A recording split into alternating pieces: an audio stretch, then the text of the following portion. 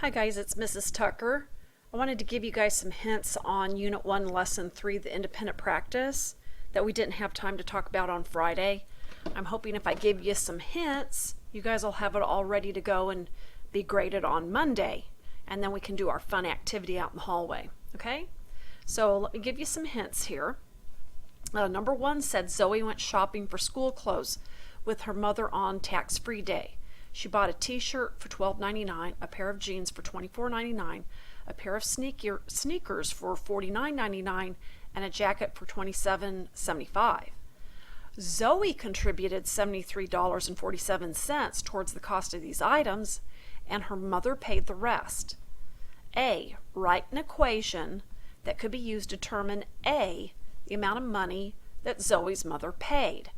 Now, an equation has an equal sign in it, and I know you guys know the first thing that you would do is you would add up the price of all 4 of those items, okay? And so when you write your equation, you're actually going to write in those numbers.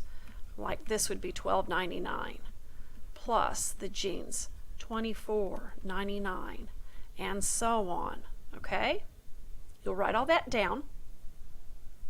That's how much all of those clothing items cost. Now, Zoe paid $53.47. That means her mother had to pay what? If you add all of these up and you get a total, now of course you've changed these words into numbers. What goes on the end here to change this into the amount that her mom still has to pay? Tell me what operation needs to go in right here. Are we adding, subtracting, multiplying, or dividing? Okay, and then once you do that, then go ahead and calculate how much money her mother paid. And so your answer is going to be a dollar amount. On number 2, Daniela made oatmeal raisin cookies for her family. Her recipe made 36 cookies. One recipe made 36 cookies using 2 3/4 cup flour, 2/3 cup brown sugar, 3/4 cup of butter, 1 cup of granulated sugar, 1 cup of, I'm trying to get this thing out of the way here, 1 cup of oatmeal, and that's 1 1/4 cup of raisins. That's what it says right there, raisins. Okay? Next week, she will use the same recipe to make cookies for her friends, but she won't need as many cookies. How much of each ingredient will Daniela need to make 18 cookies? Okay, well, I need to know, she took this recipe and did what to it? Did she make it twice as big? Did she make it 4 times as big? What did she do to this one recipe to change it to this recipe? So whatever this relationship is here, you're going to do to the same thing to each one of these numbers. So if she doubled the recipe, you'd multiply each one of these by 2. If she tripled the recipe, you'll multiply each one by 4. Okay?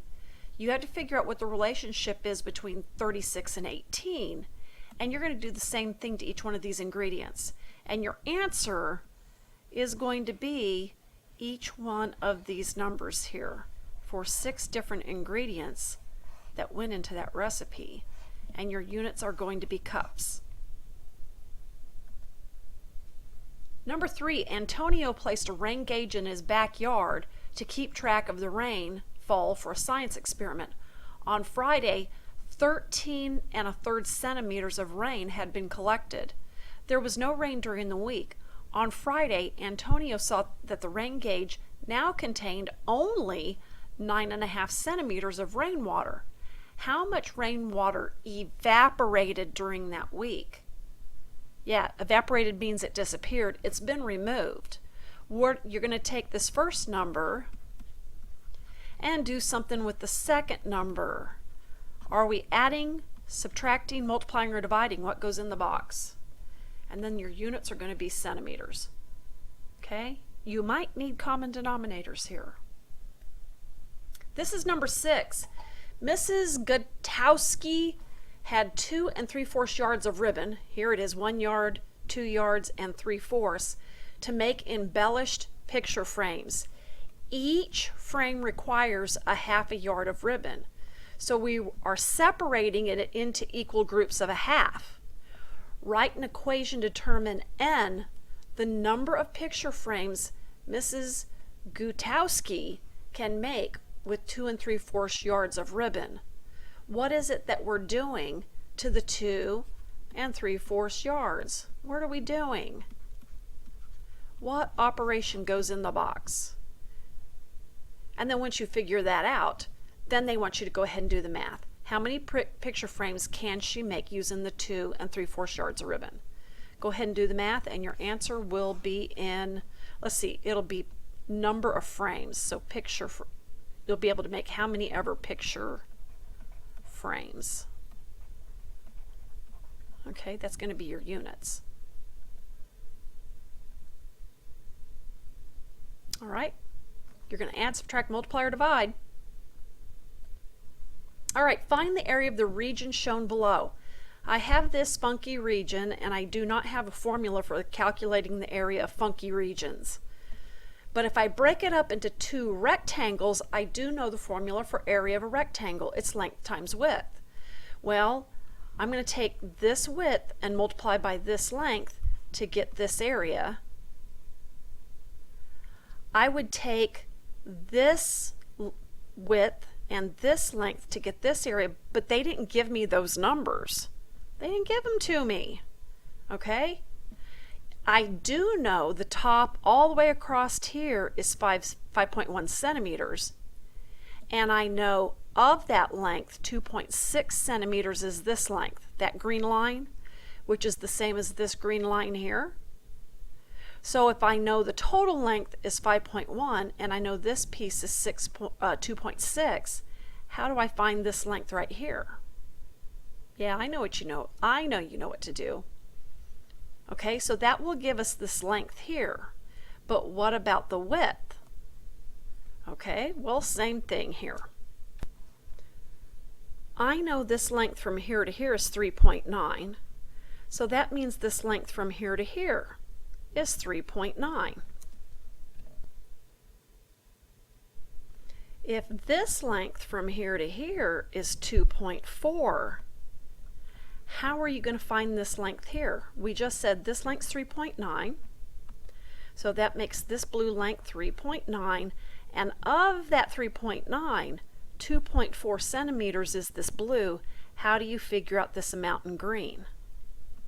I know you know how to do it. Once you do that, you've got your length and your width, and you can calculate the area of this guy. Let's call this area 1, and we'll call this area 2. And to find the total area, you're going to take area 1 plus area 2. And your units are going to be in centimeters squared. Okay?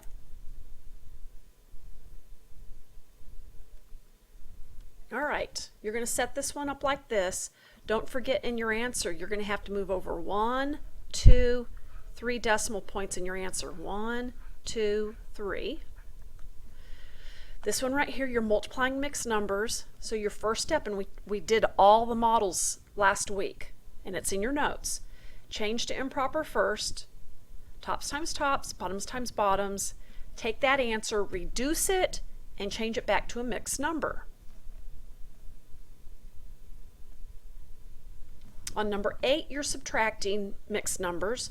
On number 9, you're adding mixed numbers. Set them up like this. And when you do that, remember you have to have a common denominator.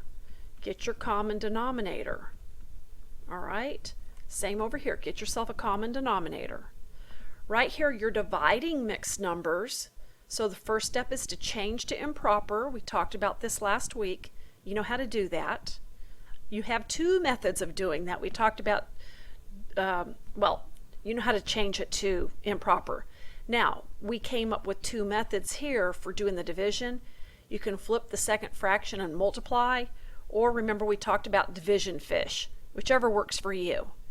And then look at your answer. If it's improper, reduce and change it back to a mixed number. Okay, good luck with this.